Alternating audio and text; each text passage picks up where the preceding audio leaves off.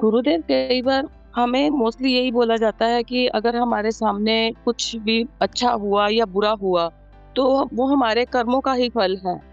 तो गुरुदेव, ये कैसे पता चले कि वो मेरे पिछले कर्मों का फल है या सामने वाला अगले कर्म बना रहा है?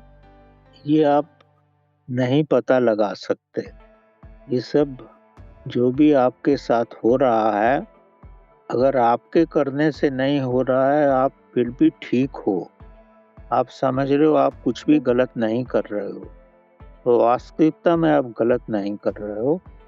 तो जो कुछ भी हो रहा है, वो आपके संस्कार हैं और आपके पुराने कर्मों की वजह से ही है। अगर आप किसी को कष्ट दे रहे हो, फिर आपको वो कष्ट दे रहा है, तो वो आपके प्रेज़ेंट कर्म है।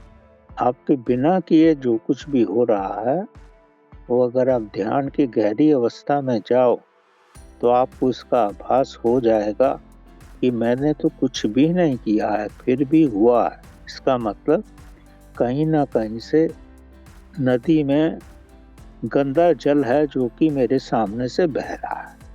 अक्सर ऐसा ही होता है।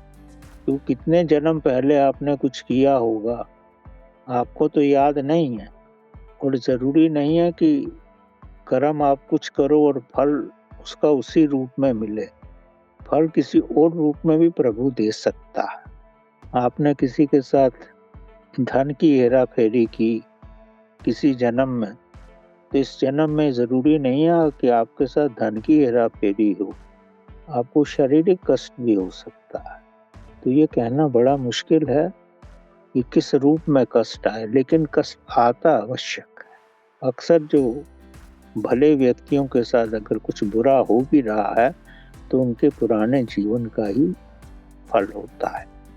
महाभारत की तो बहुत सारी कथाएँ ऐसी हैं जिससे पूर्ण स्पष्ट है कि पुराने जीवन किया ही व्यक्ति फल पाता।